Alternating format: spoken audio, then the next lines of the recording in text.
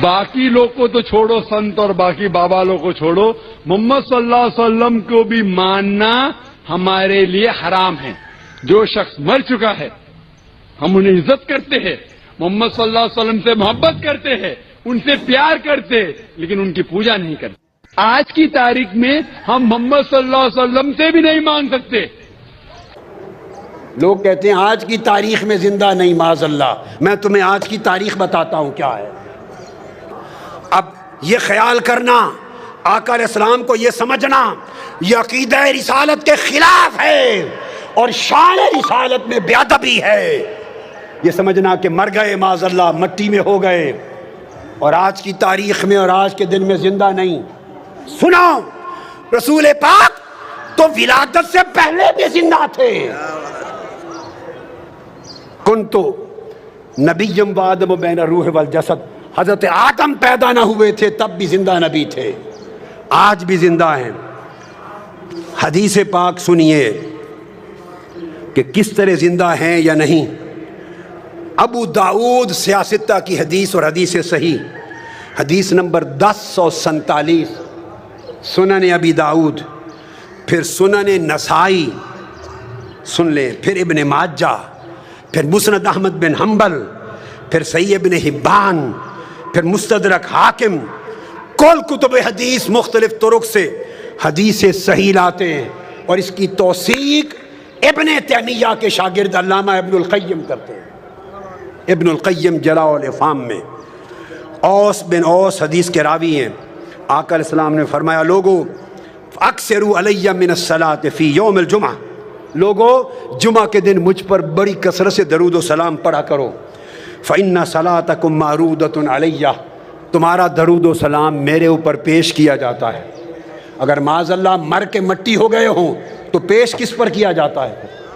جو مر کے مٹی ہو جائے اس پر درود و سلام پیش کیا جا سکتا ہے؟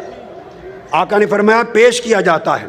سنیے آگے، قالوا یا رسول اللہ وکیف تعرض علیک صلاتنا وقد ارمت، جب آپ کا وصال ہو جائے گا، وفات پا جائیں گے اور آپ قبر انور میں ہوں گے تو اس وقت بھی ہمارا درود و سلام پیش کیا جائے گا؟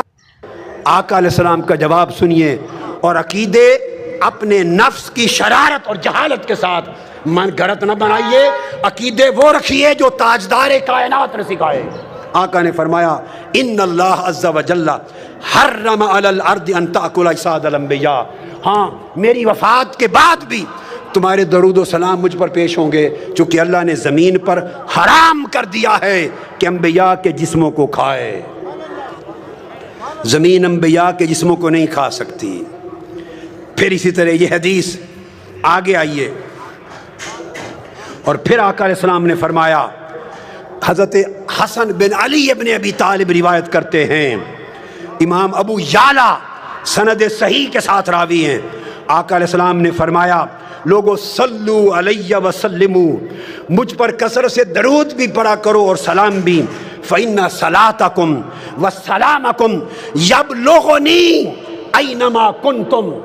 ایک تو تھا کہ فرشتے پہنچاتے ہیں، نہیں، یہ دوسری بات فرمائی، فرشتے تو نوکری کرتے ہی ہیں پہنچانے کی، فرشتے اسی طرح پہنچاتے ہیں آقا کی بارگاہ میں درود و سلام جیسے ہمارے اعمال اللہ کی بارگاہ میں پہنچاتے ہیں۔ اگر آپ یہ سمجھے اگر حضور خود سنتے ہمارا درود و سلام تو فرشتے کیوں پہنچاتے؟ اگر ذہن میں یہ آئے تو میرا سوال ہے، اگر خدا خود دیکھتا تو فرشتے نامہ اعمال خدا کو لکھ کر کیوں پہنچاتے؟ فرشتے صبح و شام ہمارا نامہ اعمال خدا کی بارگاہ میں پیش کرتے ہیں، اس پیش کرنے سے اگر علم خدا کی نفی نہیں ہوتی تو جو فرشتے درود و سلام پیش کرتے ہیں اس سے علم مصطفیٰ کی نفی نہیں ہوتی۔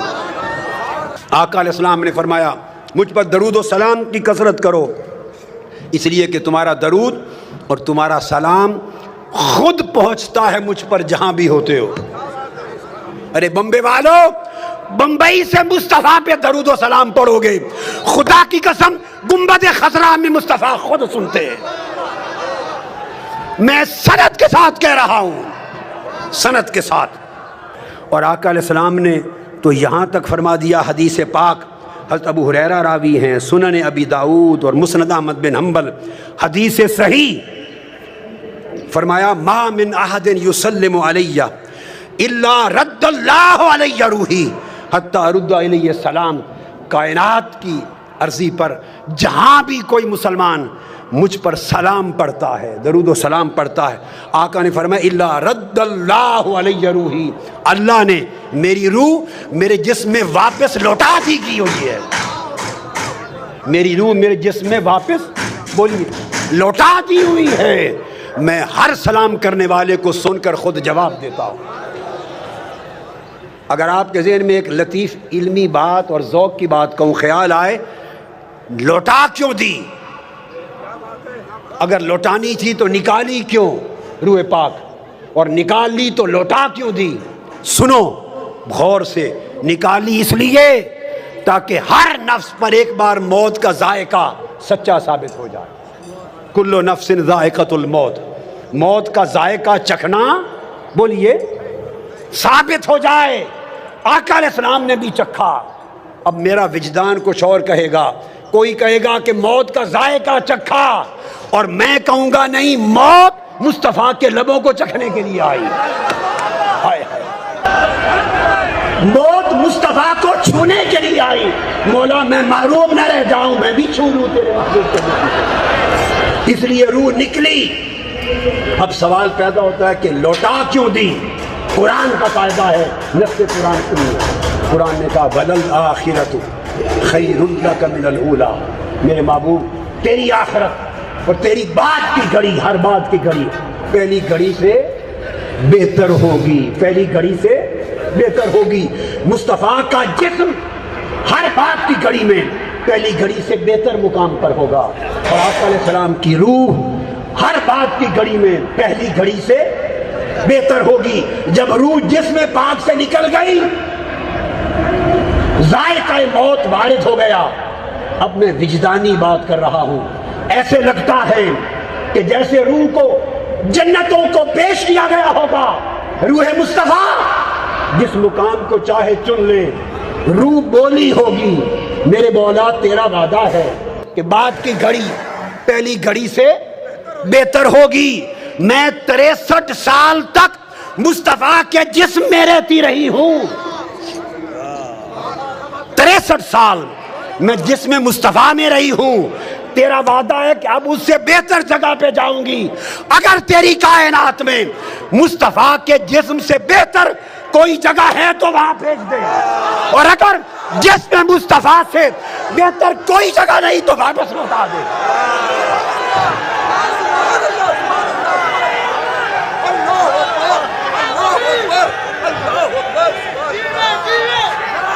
لا محالہ رحمت خدا نے جواب دیا ہوگا، رحمت خدا نے، روح مصطفیٰ کے جسم سے بہتر تو نہ فرش پر میرے پاس کوئی جگہ ہے، نہ عرش پر، نہ مکان پر، نہ لا مکان پر۔